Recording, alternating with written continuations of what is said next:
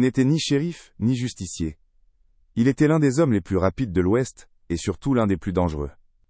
On dit qu'il a tué plus de 20 hommes, parfois pour un simple regard.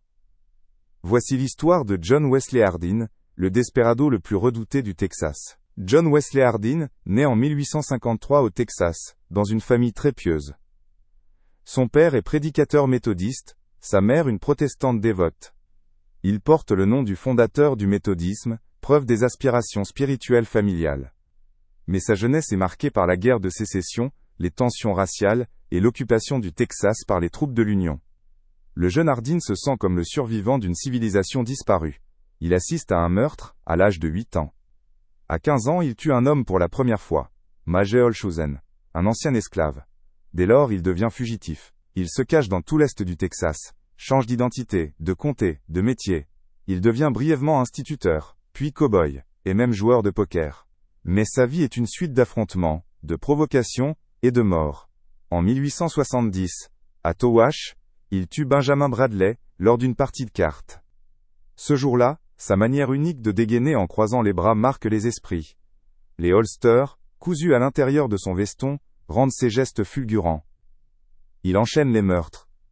Un juge, un soldat, un souteneur, des policiers.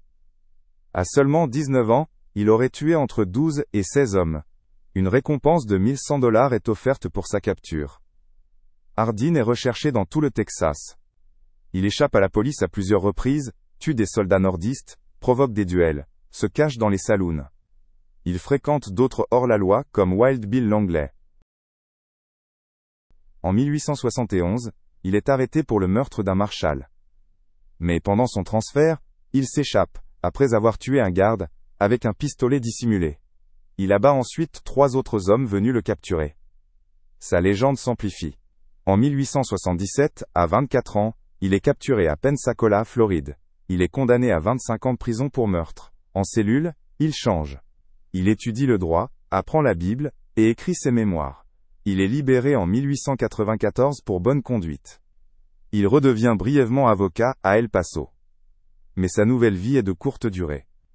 En 1895, des tensions montent entre Hardin et un policier, John Selman. Un soir, dans un saloon, alors qu'il joue au dé, Selman l'abat d'une balle dans la tête. Hardin meurt sur le coup, à 42 ans. Il est enterré à El Paso. Selon les estimations, il aurait tué entre 20 et 42 hommes, ce qui en fait l'un des plus sanglants pistoleros de l'Ouest. John Wesley Hardin n'était pas un héros. C'était un produit brutal d'une époque violente, tiraillé entre son éducation religieuse et sa haine de l'ordre imposé. Son nom reste celui d'un homme aussi redoutable qu'incontrôlable. Si cette histoire vous a passionné, abonnez-vous à La Poudre Noire par Alex pour d'autres portraits de figures mythiques du Far West.